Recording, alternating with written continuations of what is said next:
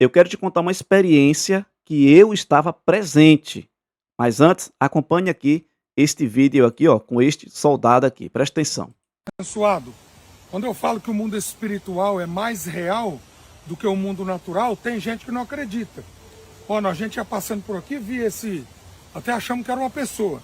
Você sabe o que é isso aqui, ó? É uma obra feita para amarrar a vida da pessoa, tá? Olha aqui, ó. Provavelmente essa camisa aqui e essa calça, ou esse rapaz aqui, aparentemente foi feito por um homem, né? Que é uma camisa de homem. Provavelmente ele morou com alguém, depois que foi embora a pessoa ficou com a roupa, tá? E veio fazer isso aqui, ó. Aqui é uma beira de cachoeira, tá? É onde o pessoal faz mesmo. Mostra só lá a cachoeira lá. Só dá uma mostradinha lá. Olha lá, tá vendo lá, galera? Ó.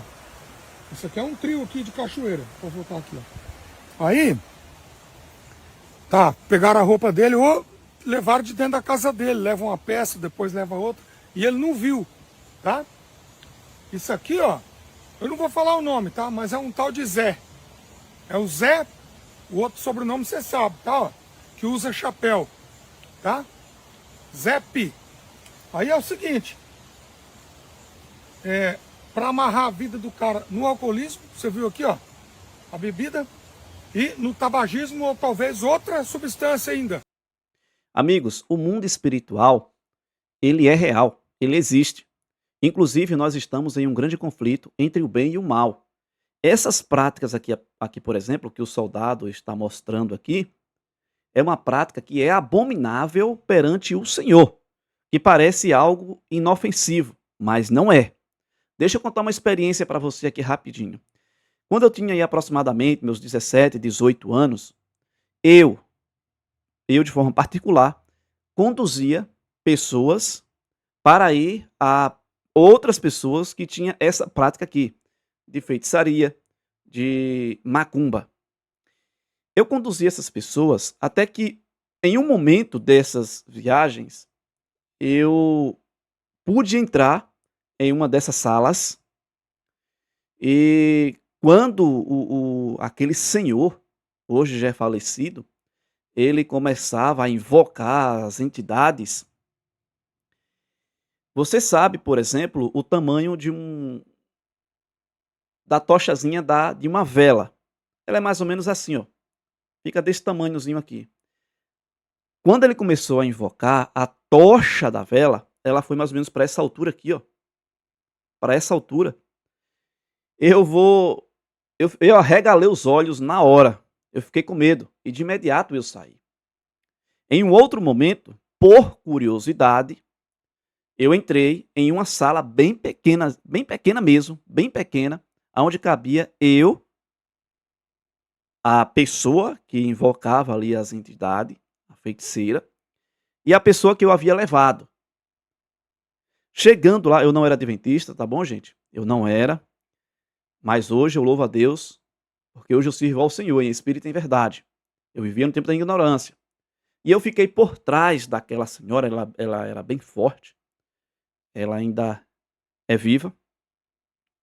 E eu confesso para vocês, a mulher ela começou a mudar a voz umas 7 vezes. E ela dizia bem assim: eles estão chegando, temos 7 aqui, já temos 7 pessoas aqui presentes. E aquilo, mais uma vez, me deixou chocado. Eu pedi licença para sair. Quando eu pedi licença para sair, a pessoa não disse nada. Eu até me arrepio, viu, gente? Eu até me arrepio aqui, estou todo arrepiado. Mas eu não tenho o que temer. Então, assim, veja o que diz aqui, por exemplo, a palavra do Senhor em relação a esta situação. Inclusive, tem citações fortes aqui, que possa ser que você não saiba. E se você tem essas práticas, se você visita a esses lugares, eu quero compartilhar essas informações com vocês aqui. Acompanha comigo aqui e veja o que aqui diz aqui a palavra do Senhor em Deuteronômio, capítulo 18, versículos do 9 ao 12. Diz assim, ó: não se achará entre ti quem faça passar pelo fogo o seu filho ou a sua filha, nem adivinhador, nem prognosticador, nem agüeiro, agorreiro, nem feiticeiro, nem encantador, nem quem consulte espíritos adivinhantes, nem mágico, nem quem consulte os mortos, pois todo aquele que faz tal coisa é abominação ao Senhor.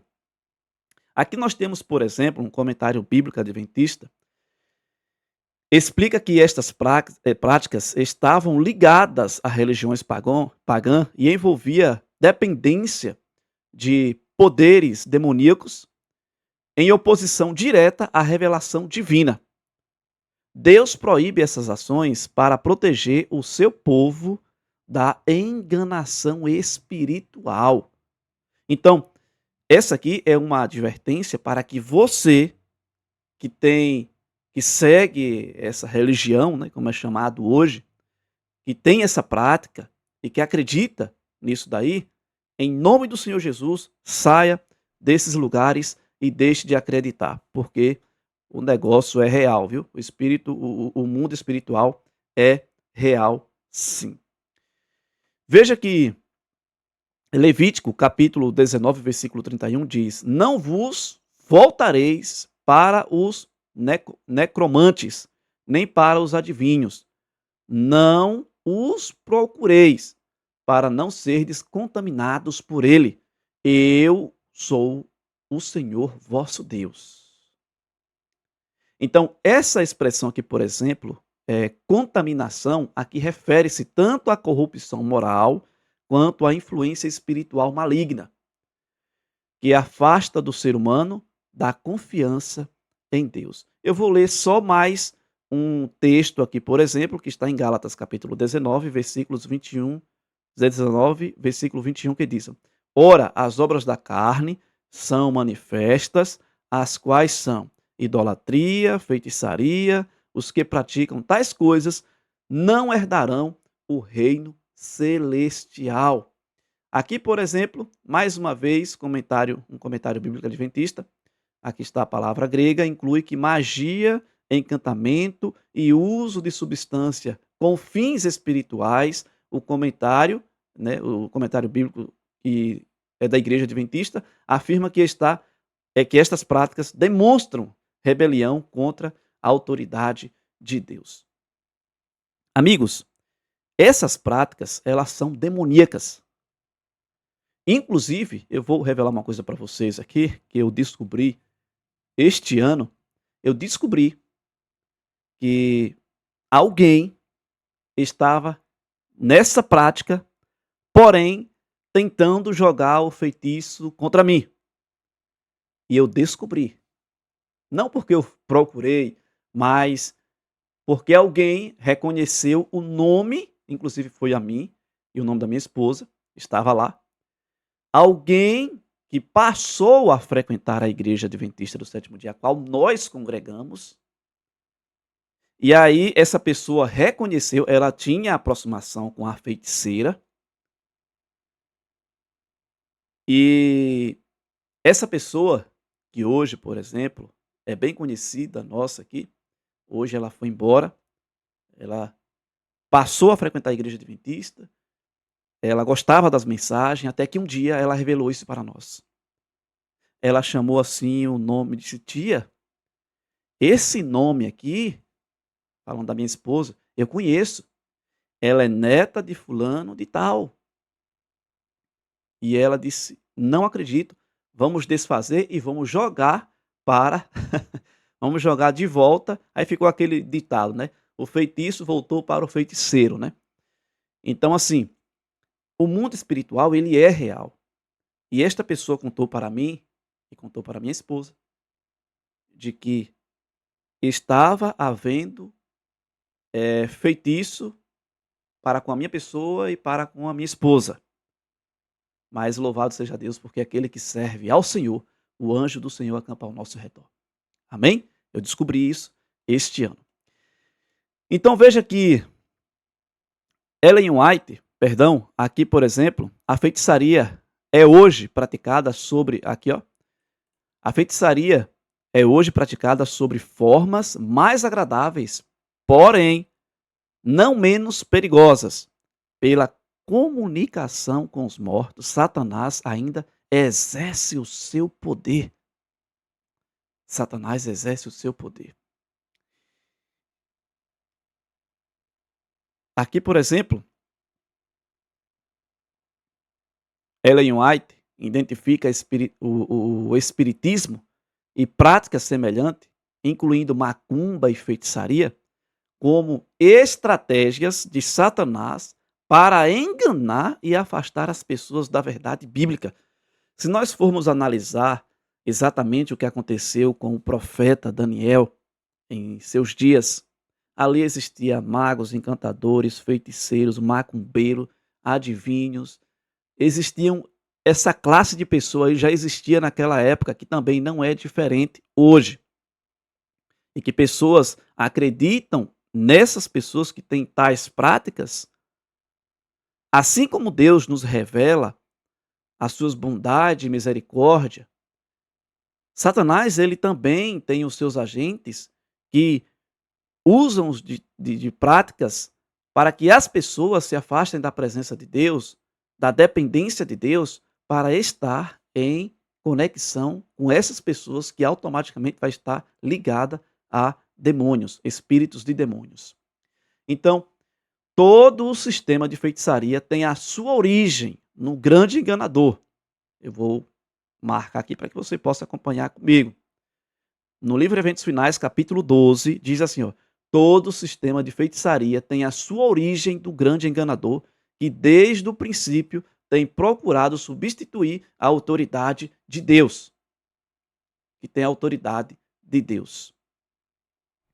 Eu vou contar uma outra experiência aqui. Houve em um momento em que 2 adolescentes, eles passaram a frequentar, inclusive, também, mais uma vez, a igreja onde eu frequento.